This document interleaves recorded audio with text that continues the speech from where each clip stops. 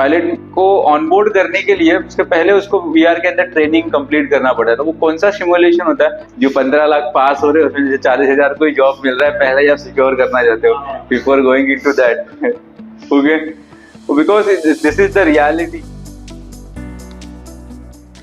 Hello everyone, welcome to the IOFT podcast. So today we are going to discuss about very interesting topic related to the engineering education system. According to the research, 8,876 colleges are there in India.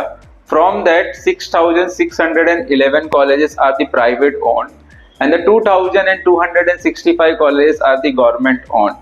सो अगर आप पूरा consider करो तो every year around 1.5 million student pass out होते हैं और उसमें से ओनली 3% स्टूडेंट ऐसे होते हैं कि जिन्हें मोर देन 8 लाख पर एनएम का पैकेज लगता है। So what about others?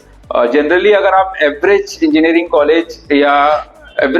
College को देखोगे तो वो लोग more than 1 lakh rupees charge करते हैं। और आज हम इसके बारे में कुछ डिस्कस करने वाले हैं कि जो रिमेनिंग स्टूडेंट रहते हैं उनको क्या फॉलो करना चाहिए so that they can get more packages about that.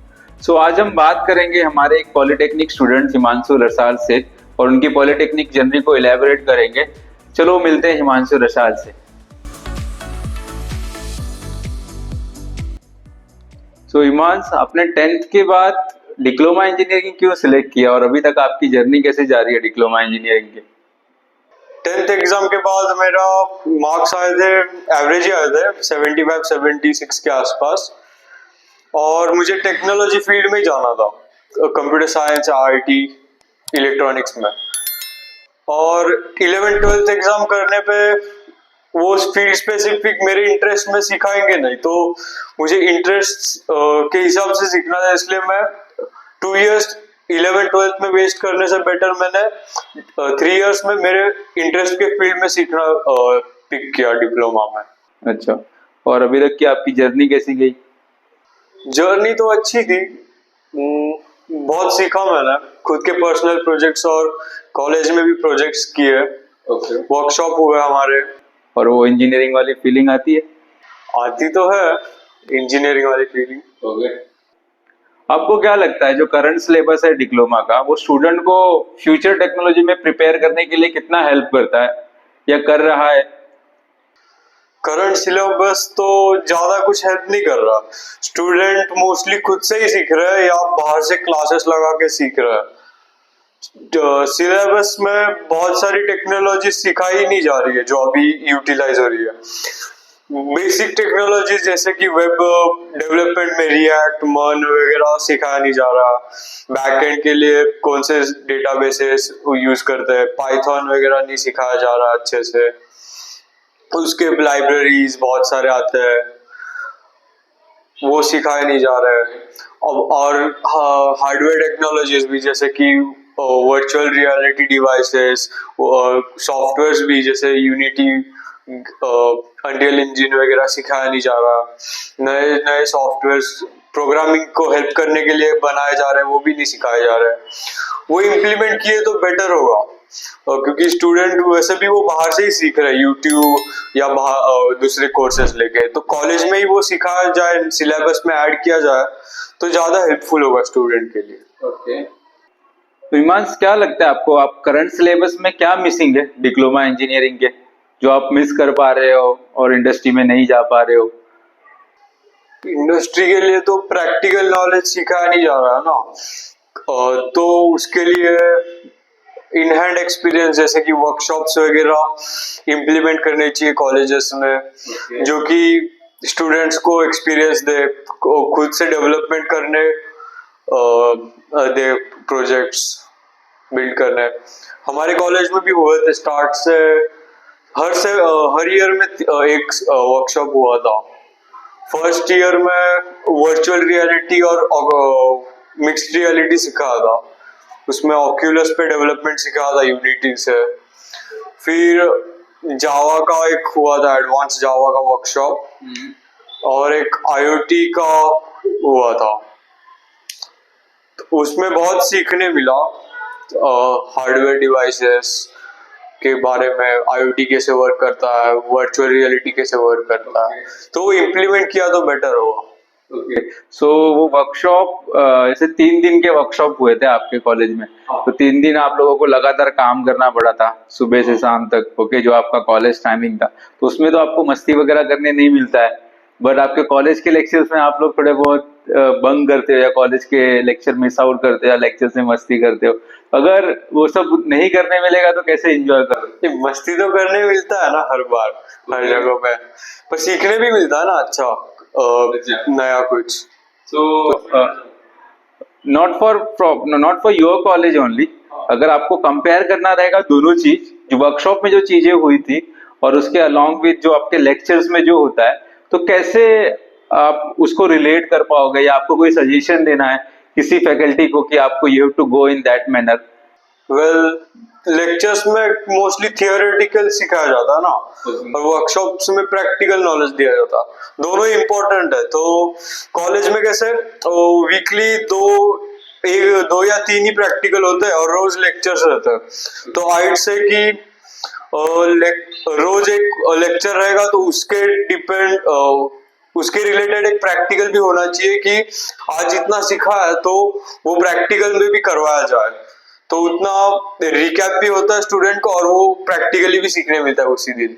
सो इस पे आपका पॉइंट ऑफ व्यू क्या है? अगर हम एक सेमेस्टर किसी 3 टेक्नोलॉजी को पकड़ेंगे, ओके, और उसी 3 टेक्नोलॉजी पे कंटिन्यूअस काम करेंगे, जैसे हमने वर्कशॉप में किया था, तो प्रोडक्टिविटी कैसे इंक्रीज हो पाएगी? प्रोडक्टिविटी तो इंक्रीज होगी क्योंकि धीरे धीरे हम सीखते जाएंगे ना नया नया, तो उसको नए प्रोजेक्ट्स में भी इम्प्लीमेंट करने मिलेगा, नया कुछ बनाने मिलेगा, और वैसे वैसे हमारे आउटकम भी डेवलप होता रहेगा। Okay. So before this workshop, had you ever imagined that you are able to build the games and virtual reality application that you have built in MetaQuest and integrate your application inside that? I was learning about game development myself, but I didn't know how to develop games for Oculus or other virtual reality devices. So the workshop taught me basics about it, Okay. and I was able to make my own games, basic games like मैंने एक बार वो starting में logic gates वाला एक game बनाया था, जिसमें logic gates थे, वो ड्रैग एंड ड्रॉप करके उसमें लॉजिक गेट्स का इनपुट देके आउटपुट रन करना था। Yes. तो वो टीचिंग के हिसाब से ऐसा गेम बना था, वो एक अच्छा एक्सपीरियंस था। और एक मेरा ब्लेंडर एक्सपीरियंस था 3D मॉडलिंग का, वो इम्प्लीमेंट करके एक हाई क्वालिटी और हाईली ऑप्टिमाइज्ड गेम बनाने का ट्राई किया था ऑक्यूलस में, जो एंड्रॉयड पे रन करता है, तो उसमें ऑप्टिमाइजेशंस रहना जरूरी रहता है, तो उसका भी एक एक्सपीरियंस आया था मुझे। सो जैसे आपने वो एक्सप्लेन किया कि आपने वो लॉजिक गेट का गेम बनाया था, तो हम तो उसको एडटेक में, जैसे लैब्स वगैरह में जो काइटेक की किट्स होती हैं लॉजिक गेट के ऑपरेशन परफॉर्म करने के लिए, डिजिटल कम्युनिकेशन सब्जेक्ट जो होता है, हम तो उसमें इजीली वो सिमुलेशन यूज कर सकते हैं ना। जैसे 1 और 1 एंड के अंदर 1 आउटपुट देता है, तो हमें वो किट परफॉर्म करना रहता है। तो कितना कॉस्ट करता है वो पर्टिकुलर एजुकेशन सिस्टम, एक एक किट एक एक लैब में लगाना? तो अगर हम आपके हिसाब से अगर हम ऐसे ही सिमुलेशन बना के कॉलेज को प्रोवाइड करेंगे तो कितना हेल्पफुल होगा? हेल्पफुल तो होगा, क्योंकि सिमुलेशंस में लिमिट नहीं रहती ना, कैसे हार्डवेयर डिवाइसेस यूज करेंगे तो लिमिटेड रहती है उसका सप्लाई, पर सिमुलेशंस में तुम कितना भी इस्तेमाल कर सकते हो, कितना भी बड़ा प्रोजेक्ट बना सकते हो, जैसे सर्किट बनाना हो, कुछ भी बनाना हो, तो लिमिट नहीं रहती उस पर, और रियल टाइम टेस्टिंग भी हो जाती है क्विकली। और ये सिमुलेशन हम कहाँ कहाँ पे यूज कर सकते हैं, कौन कौन से डिपार्टमेंट में यूज कर सकते हैं? डिपार्टमेंट में तो ऐसे सिमुलेशंस तो मैकेनिकल और इलेक्ट्रॉनिक्स में भी यूज कर सकते हैं, आईटी वगैरह में भी कर सकते हैं, और आईटी में कैसे सर्वर वगैरह कुछ सिमुलेट कर सकते हैं, हार्डवेयर डिवाइसेस, और मैकेनिकल में कैसे मैकेनिकल के सारे पार्ट्स रहते हैं, गियर्स वगैरह सब, वो सिमुलेट कर सकते हैं। इलेक्ट्रॉनिक्स में इलेक्ट्रॉनिक्स जैसे लॉजिक गेट हुआ और आईसीज, मॉसफेट्स वगैरह सब सिमुलेट करके स्टूडेंट्स को सिखा सकते हैं। और मैंने ऐसे सुना भी है कि जो एविएशन डिपार्टमेंट होता है वहां पे लाइक उनको कंपलसरी वीआर में अराउंड 3-4 मंथ की ट्रेनिंग करनी पड़ती है।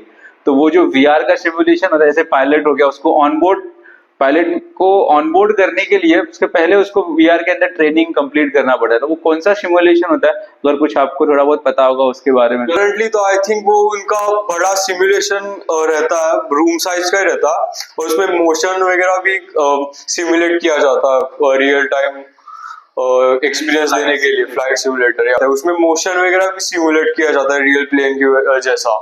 तो उसमें रिस्क हैंडलिंग रहता है, पर वो उसका साइज बहुत बड़ा रहता है। तो वर्चुअल रियलिटी में हमने किया इम्प्लीमेंट, तो उसका साइज बहुत रिड्यूस किया जा सकता है। सो जैसे आपने बताया कि आपने वर्कशॉप में AR VR और MR ये सीखा था, मेरे को एक डाउट है, like how we can use augmented reality in edtech sector?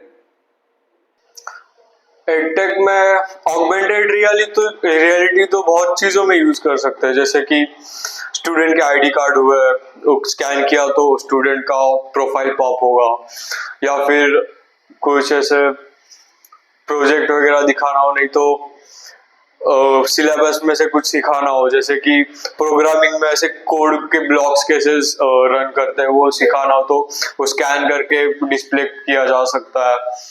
और केमिस्ट्री वगैरह सिखाना रहेगा तो ऐसे 2 कार्ड स्कैन किए, उसके केमिकल कंपाउंड्स दिखेंगे, जॉइन किए तो केमिकल कंपाउंड मिक्स होंगे वगैरह सब।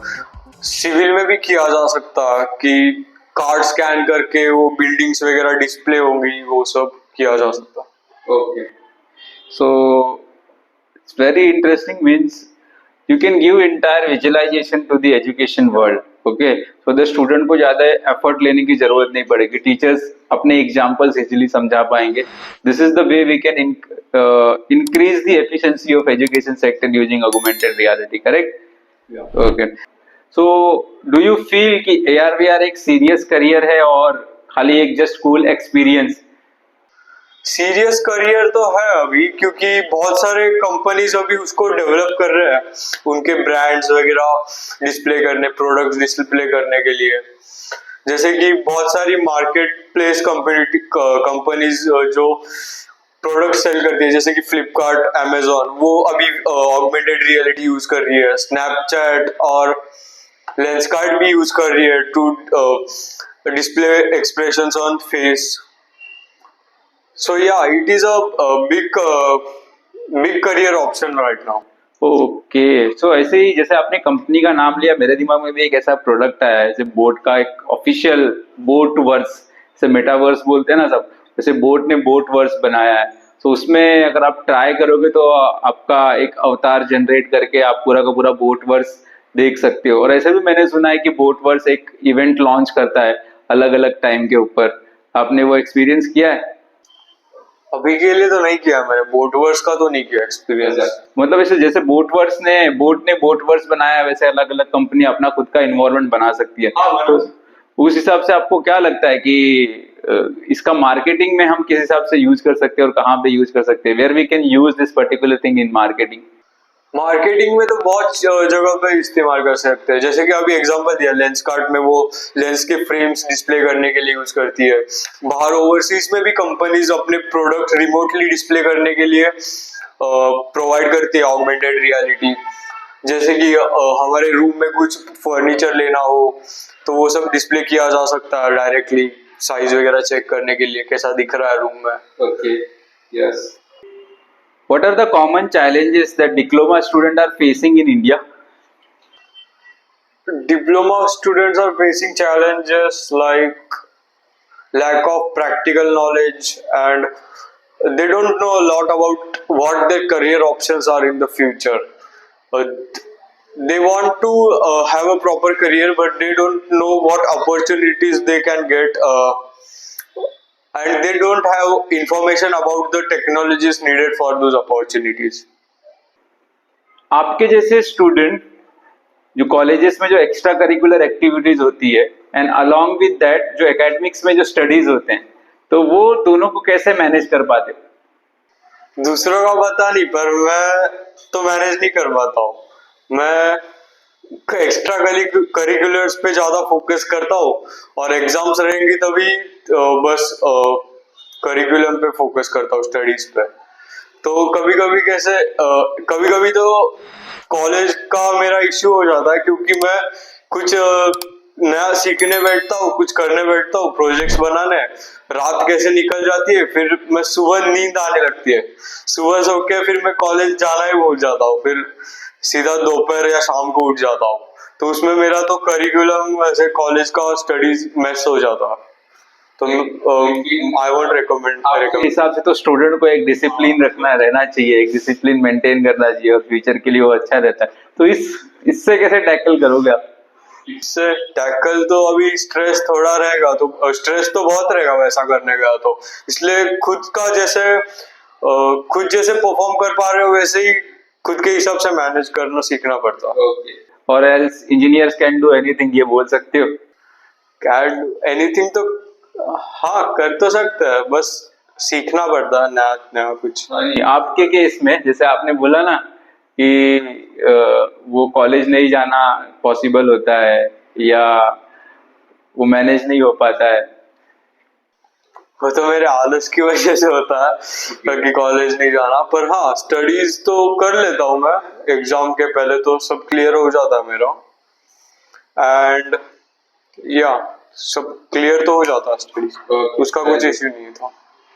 सो आप कोई भी एक रियल टाइम एग्जांपल मुझे बता सकते हो कि आपने अपने डिप्लोमा करियर में ये चीज बिल्ड किया है और एक फ्यूचर में आप उसको यूज करने वाले हो? और एल्स हम ये भी बोल सकते हैं कि कोई इन्वेस्टर ये पॉडकास्ट देख रहा है तो उसको ये problem solving skill in terms of your application कुछ पसंद आया, आपने कुछ ऐसा बिल्ड किया है? डिप्लोमा में तो मैंने मेरा फाइनल प्रोजेक्ट बिल्ड किया अभी, जो कि एक हैंड हेल्ड असिस्टेंट था, जिसमें हम स्पीच से रिस्पॉन्स, क्वेश्चन पूछ के रिस्पॉन्स ले सकते थे, और पूरा वो लोकली रन हो रहा था, हमारे खुद के लैपटॉप या कौन से भी पीसी पे आप रन कर सकते थे उसको, और डायरेक्टली उससे डेटा ट्रांसफर होकर रिस्पॉन्स आएगा, तो कौन से भी बाहर के एक्सटर्नल डेटा प्रोवाइडर को डेटा नहीं जा रहा था।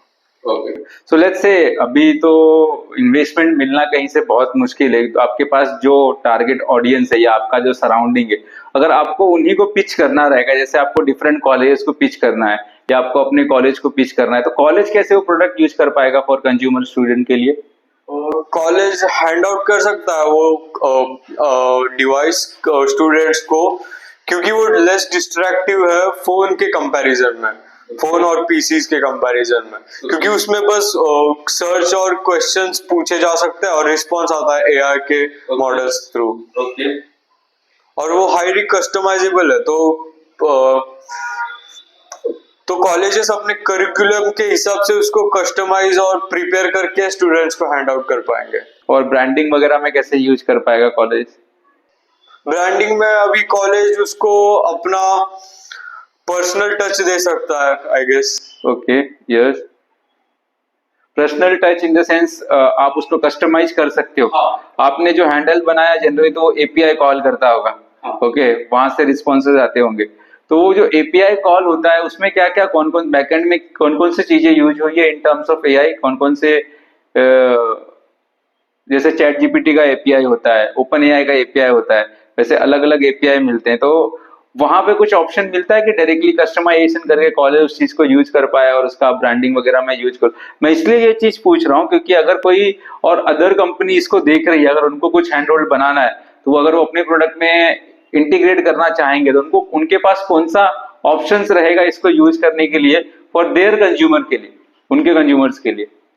एआई के लिए तो हमने ओलामा यूज किया था, उसमें बहुत सारे मॉडल्स ओपन सोर्स वाले मिल जाते हैं इम्प्लीमेंट करने के लिए, और उसका एपीआई इजी टू यूज है पाइथन बाइंडिंग से उसके लिए, इसलिए तो उसमें हम कस्टम मॉडल मॉडिफाई कर सकते हैं मॉड फाइल की मदद से, और उसमें खुद का टच दे सकते हैं हर मॉडल को। तो वो रिस्पॉन्स मॉड फाइल के अकॉर्डिंग देगा, और रिस्पॉन्स उसके अकॉर्डिंग देगा। ओके। जैसे आपने बोला कि आपने एआई यूज किया है, so I just want very short answer in that कि AI is good for student और बैड फॉर द स्टूडेंट? वो तो डिपेंड करता है कैसे यूज करेंगे। ऐसे स्टडीज के लिए यूज किया जाए कि क्वेश्चंस पूछने हैं, आंसर्स चाहिए, तो इट इज गुड। बट वो आंसर्स ऐसे डायरेक्ट असाइनमेंट लिखने के लिए समझो आंसर्स लिए, पढ़े नहीं, डायरेक्ट लिख दिए, कुछ समझा नहीं, तो उसका फायदा नहीं है ना कुछ। तो समझना चाहिए स्टूडेंट को भी। बट अगर आप एक स्टडी देखोगे तो बहुत ही लाइक भयंकर स्टडी आ रही है सामने कि स्टूडेंट की थिंकिंग लेवल और स्टूडेंट की पेशेंस लेवल पे डायरेक्टली अफेक्ट पड़ रहा है ओके एआई यूज करने का। तो उस पे आपका क्या व्यू है? व्यू तो अभी अफेक्ट तो कर रहा है, पर स्टूडेंट को भी वो हैंडल करने आना चाहिए, क्योंकि एआई अभी आ गया मार्केट में, वो डेवलप होते ही रहेगा, अभी वो पीछे नहीं जाएगा। ओके तो यूटिलाइज करना उसको आना चाहिए बस। What's your vision after your technical education? I have not yet thought about my vision. I would like to pursue my studies in computer field, or either computer or electronics field, because I'm interested in that. अभी तो diploma के बाद तो मैं degree करने का ही सोच रहा हूँ, उसके साथ मुझे पॉसिबल हुआ तो मैं जॉब भी देख लूंगा। अच्छा या means you want in the that 3% of category before passing out from the engineering. तो जो 15 लाख पास हो रहे हैं उसमें से 40,000 कोई जॉब मिल रहा है, पहले ही आप सिक्योर करना चाहते हो before going into that. Okay because this is the reality.